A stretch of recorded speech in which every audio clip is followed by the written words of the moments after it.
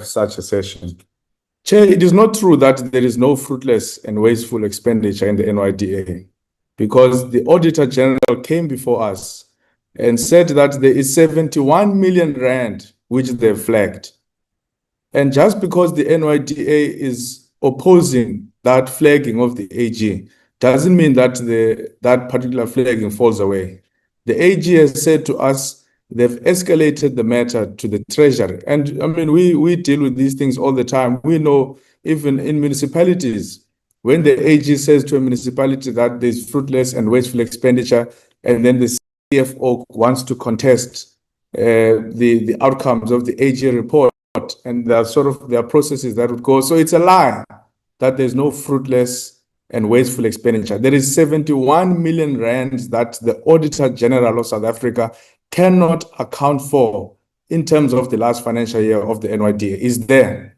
And they have told us that they've written to the National Treasury, and we're also going to write to the National Treasury because we want to get to the bottom of that. So I've thought that it's very important to clear that, because there were some members who were trying to create an impression that there is no wasteful or fruitless expenditure in the NYDA. It's there. It's 71 million rands. And on top of that, there is 1 million rands. There was a member that raised it here, and I don't understand why the minister wants to be defensive about this point. 1 million rand spent on a trip to New York. Why must the chair and the deputy chair of the NYDA take 3 or 4 or 5 staff members?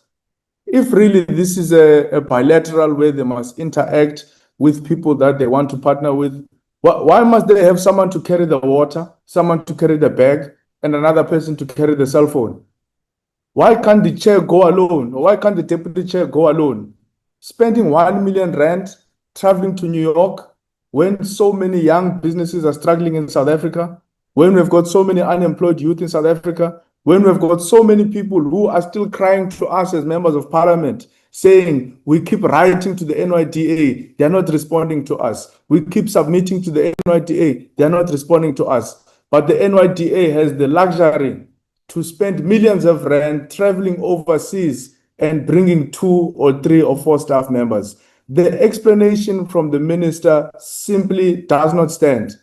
It's indefensible. It's nothing that can be defended by anyone. In fact, we expect the minister to call out the NYDA and say, these are not the things that you should be focusing on. Because the next question we're going to ask is, what are the timelines of these so-called partnerships? We've heard of these partnerships before. This is not the first board of the NYDA that we're interacting with. We've interacted with many other boards of the NYDA, and there is always talk of partnerships. Hey, we've signed the MOU. Hey, we've signed a partnership of this. 1,000 young people are going to be trained. And those things never materialize. So part of my written question to the NYDA, as I said, Chair, some of these questions I'm going to write to them, and I ask that the committee submits to them, is that what are the timelines of these so-called partnerships that they claim to have gotten into as a result of this trip of 1 million rand? When we look at the expenditure, I mean, I'm dealing with expenses here. Honorable Kanyela asked a really good question about the amounts. The amounts are there in the report they sent us. I just don't know why they didn't flag them in this meeting. 1.4 million rand spent on an NSFAS partnership in Nkandla outreach program. I do so many NSFAS outreach programs, by the way, and I don't even spend 5,000. I take my laptop, I organize some EFF Youth Command SRC presidents across the country. I take them to a community. We open a gazebo of the EFF, we put down a table, we open our 5 laptops, and we call high school learners to come and we assist them to apply for NSFAS. 1.4 million rands on one program. And we're told that partnered with NSFAS, connected with young people with information on available opportunities. Giving people information cost the NYDA 1.4 million rands. 1.2 million rands on a pre-SONA presidential youth engagement in Khayelitsha. Chair, I can even send you some of the pictures of that program. In fact, President Cyril Ramaphosa didn't even attend that particular program. There were hardly people in that particular venue. And one would ask the question, what would the 1.2 million rands be for that particular program? Now, I'm just naming a few. There's another one here, 900,000 on back-to-school campaigns. The deputy chair as well spent 646,000 on an indaba. Now, these are just a few. There are many of them. They are here in the reports.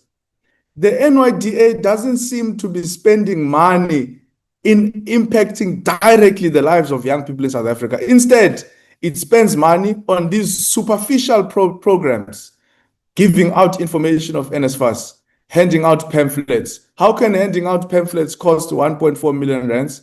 It's totally unacceptable. And you were quite right, Chair, when you were opening the meeting, when you said, you know, for the first time probably in the history of this committee or this parliament, we had an NYDA board that was supported by all political parties. We know how it was so difficult to get this board to come in because there were many players, political players, who wanted to manipulate the processes and put in other people that the committee did not deem to have been with the right standard to form part of the NYDA.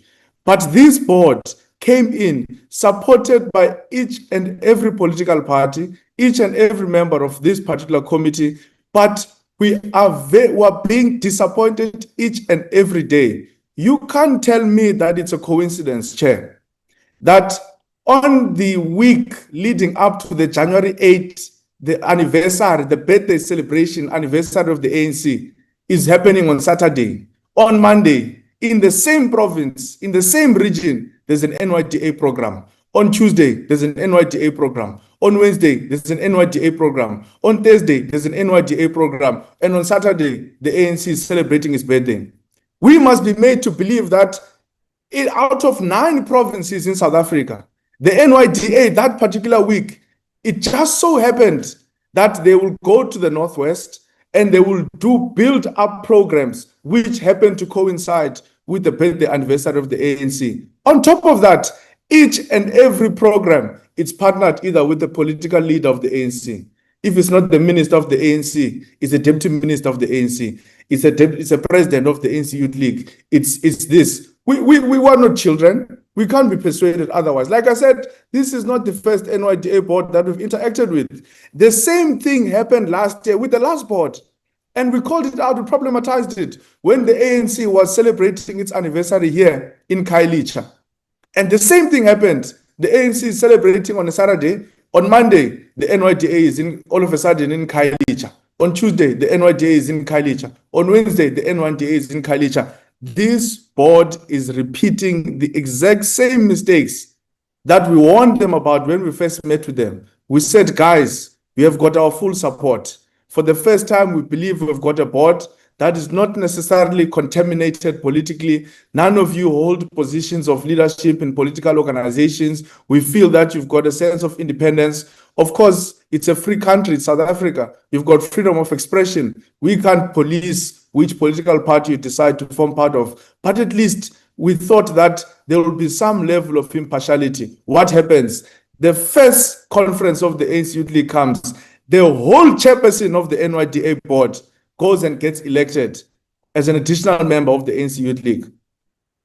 Why?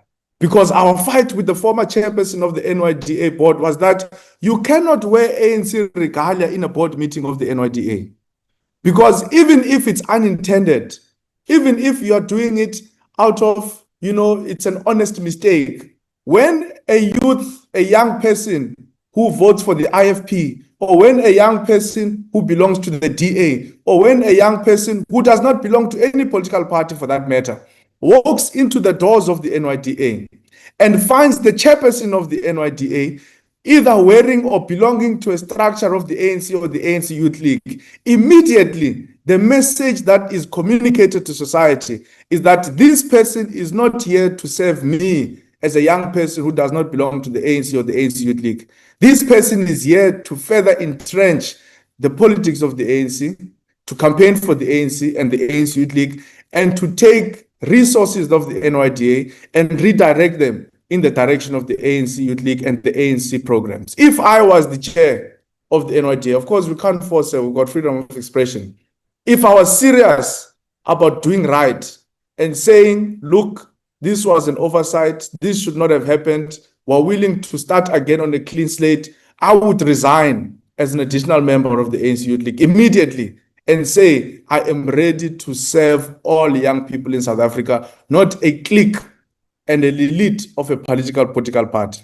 So a lot, because of the nature of our engagement, Chair, I felt that these questions